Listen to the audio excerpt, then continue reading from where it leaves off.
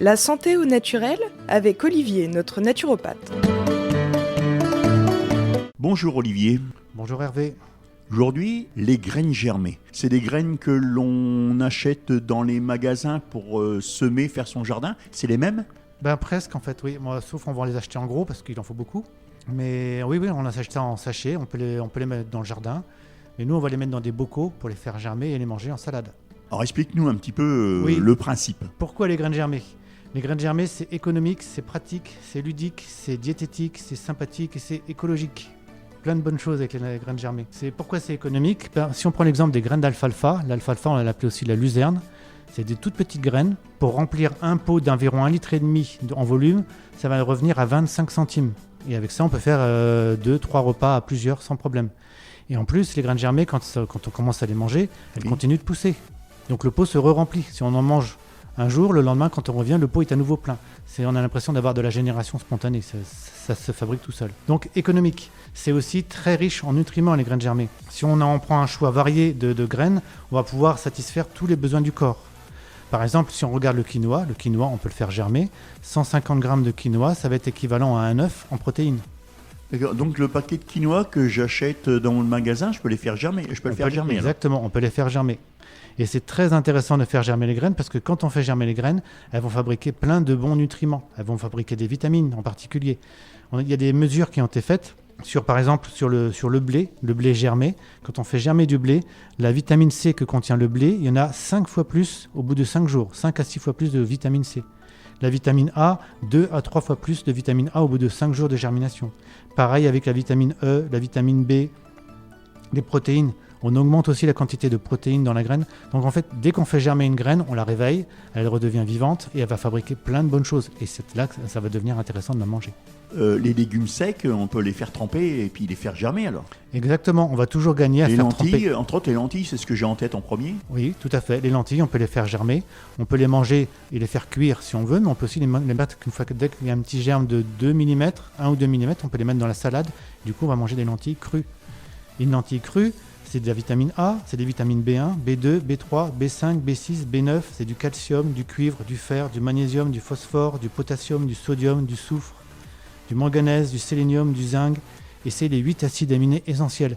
On n'imagine pas tout ce qu'il peut y avoir dans ces petites graines, il y a presque tout ce dont on a besoin. C'est formidable. Souviens-toi, quand j'étais en primaire, on prenait de la ouate et on mettait un haricot blanc à l'intérieur, on faisait des expériences avec la maîtresse, on faisait germer justement ce haricot. Hein. Exactement, c'est pour ça que je dis que c'est ludique de faire les graines germées, parce qu'on peut faire ça avec les enfants.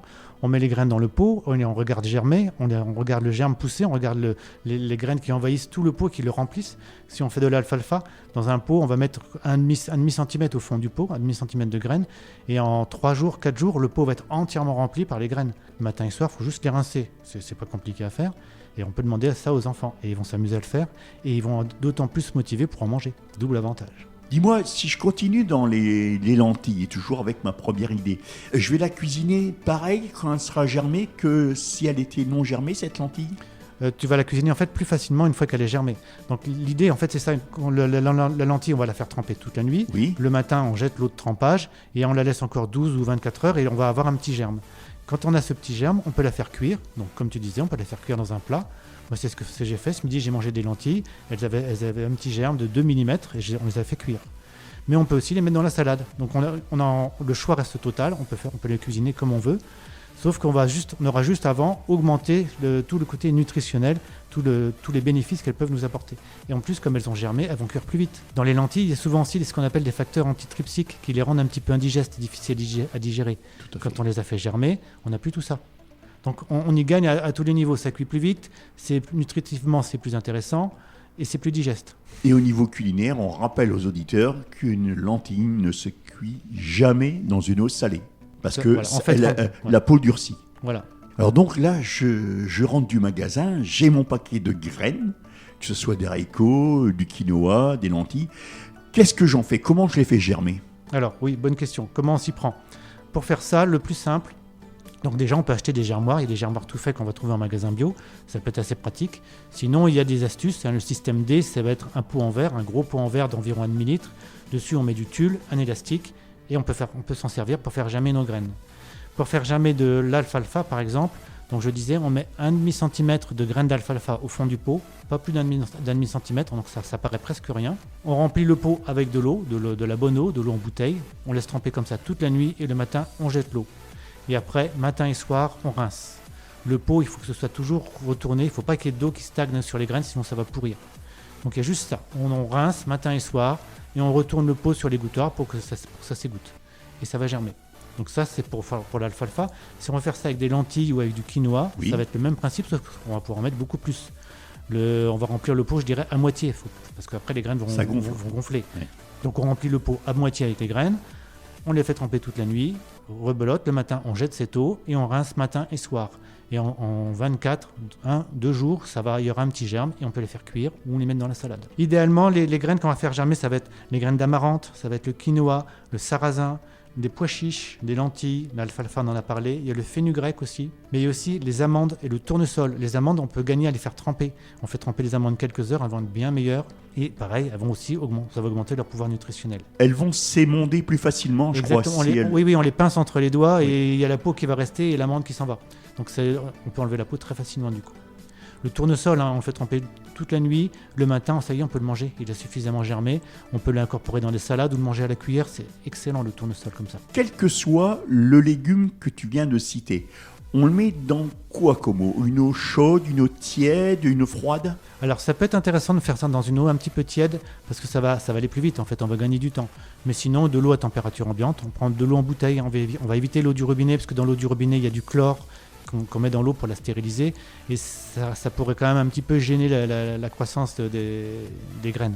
Donc moi je prends toujours de la bonne eau, donc de l'eau en bouteille ou de l'eau filtrée.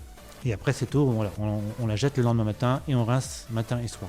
Quand on est à l'étape de rinçage, on peut prendre l'eau du robinet parce que c'est une eau qui va juste être en contact quelques minutes, voire même quelques secondes avec les graines. On met l'eau, on jette en retournant le pot. Et voilà. Tout ce que tu nous as dit là, on va retrouver ça dans tes ateliers que tu vas faire sur Noyon. Hein. Oui, exactement. C'est le mercredi 4 mars. Au cabinet de Noyon. Je fais un atelier sur justement les graines germées, comment s'y prendre, comment les faire germer. Il y a des graines qui peuvent être un petit peu plus compliquées à faire germer. C'est des graines mucilagineuses. Il faut des germoirs particuliers. Et ça va donner des pousses qui vont être très intéressantes. Le basilic, par exemple. Donc tout ça, on le voit en atelier, on pratique. Je vous montre un petit peu comment on fait. Vous pourrez goûter. Donc voilà, mercredi 4 mars au cabinet de Noyon, 8 rue de l'Évêché, à côté de la cathédrale. On prend rendez-vous, bien sûr. Hein. Voilà, on peut s'inscrire sur le site. L'atelier, ça dure 1h30, c'est de 14h30 à 16h, donc l'après-midi. Alors l'adresse du site, c'est www.naturopathe-noyon.fr.